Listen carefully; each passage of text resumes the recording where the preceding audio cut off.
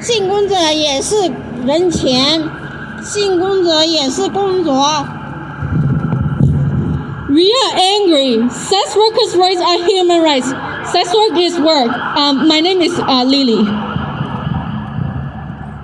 我们不是人口贩卖，我们是人，只是需要工作的人。我们暴力是不可以接受，每个人都需要被尊重。We are not human traffic victims. We are just humans who need work. Violence should not be acceptable. You should all be respected. Thank you.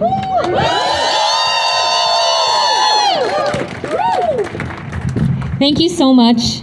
Thank you so much to our Butterfly members, especially, I want to say in advance, for all of the work and all of the efforts they've made to share their voices so that I can share with you now.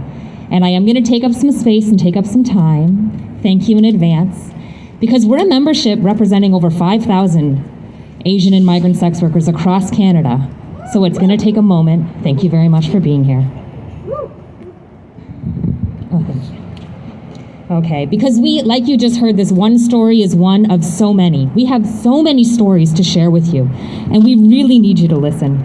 So many stories about how our members must choose between risking arrest and deportation or choosing abuse and robbery, because our community is set up in this way with laws to be targeted by both predators and state-sanctioned violence, and that's what these laws are.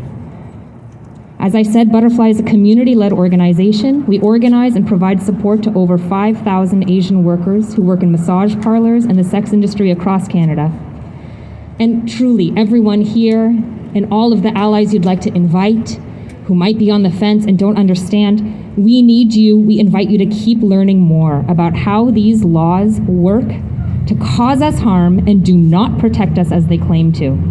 We need you to understand how they are instead designed to eliminate sex work, to eliminate us, sex workers, whatever the cost, even if that cost is our safety or our very lives. That is what they are willing to pay to eliminate sex work. I'd like to share some quotes from our workers that have been translated so that you can hear some of their stories now. I am working in an apartment with 2 other workers. I was being assaulted and sexually assaulted 3 times in a month. The robber treated us like a money machine because they know we are illegal. I can't call the police, and I won't call the police because I would rather be robbed than arrested. The management of the building blackmails us.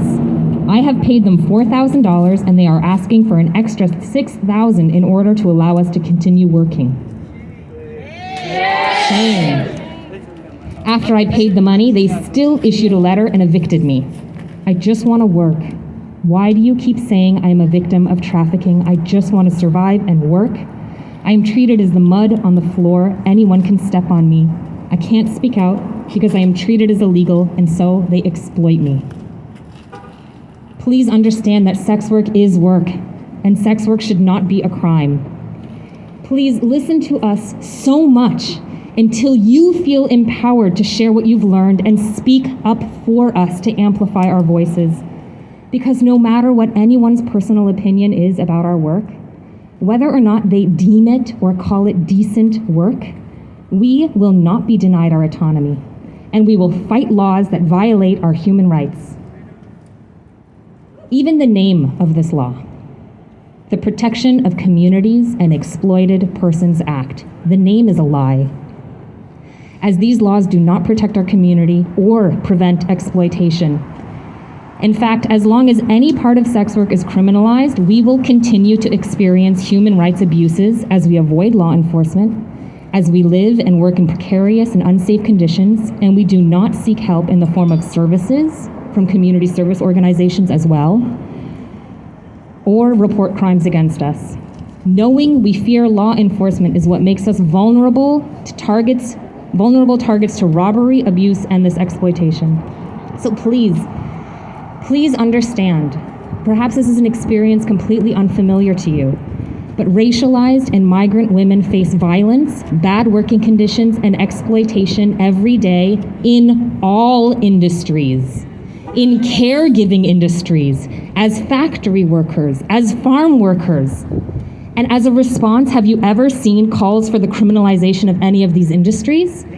No. What we do is we go up the street like the march just did, the rally above us. And we call for our labor rights. We call for migrant rights, and we call for status for all. Again, whether you understand yet or not, sex work is a way for many racialized migrant workers to resist oppression, to access income, gain social resources, to build a network and even escape abusive relationships. Sex work for us is how we resist oppression. And those who would be criminalized as third parties, these are our colleagues, our friends and family who help us. Other sex workers, even our clients, this is how we organize our own resistance, and they are an essential support system. This is not an organized crime ring, but rather self-organized mutual aid when other aid is not accessible or enough. These laws would wrongly frame them as traffickers and abusers. Asian sex workers have often been arrested when they help other sex workers. I'm going to read another story about this. Almost 200 women were charged for procuring an advertisement in the last few years. 2 sex workers, in fact, were arrested just because they helped other workers. They screened clients to help them communicate with clients if their English is better. These are safety measures we take for ourselves to keep ourselves safe the way we know we need to and know how to. Even when there was absolutely no evidence of exploitation, these friends and family members were also arrested when they helped them for giving them a ride, buying them food, helping them pay bills. Here's another story. Again, thank you very much for listening here. We're a platform, and when we have the opportunity to share directly from our members, we really appreciate you listening and we need you to learn. As other sex workers, she's had to reduce her work due to her health condition. She's being charged just by helping other workers to answer the phone and set up a date. And here's a quote: "After being charged, I can't work anymore. The police took my phone, they took all my money, I've lost my apartment, I've become homeless, and I have no income. I can't even afford to pay for food, and not only me, my dog has also lost her home because I can't afford to take care of her. And a few months later, that dog died because she couldn't get her care. I do not force anyone to work. I do not exploit anyone. I have so many nights wanting to end my life because of this injustice. This is not the law that protects sex workers. This law punishes the women and punishes sex workers. If you believe in fighting gender-based violence, then you must fight to decriminalize sex work.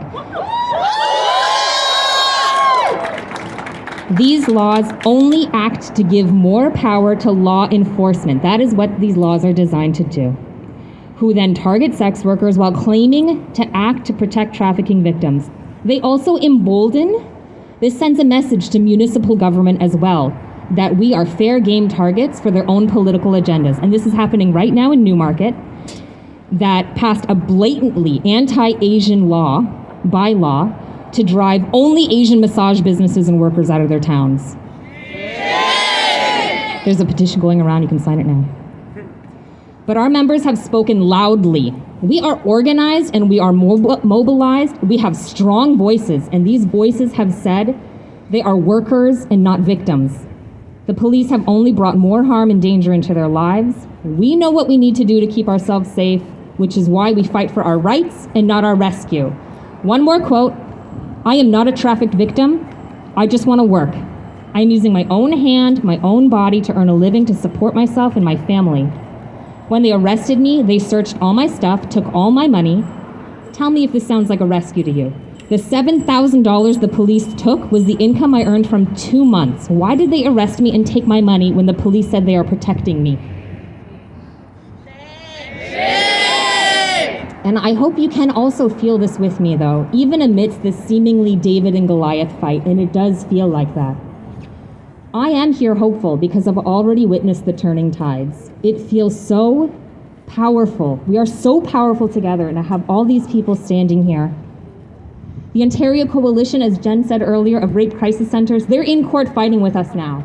The Migrant Workers Alliance, they stand here with us, knowing this is a labor rights issue. Our allies truly are the best I've ever met and known in my entire life.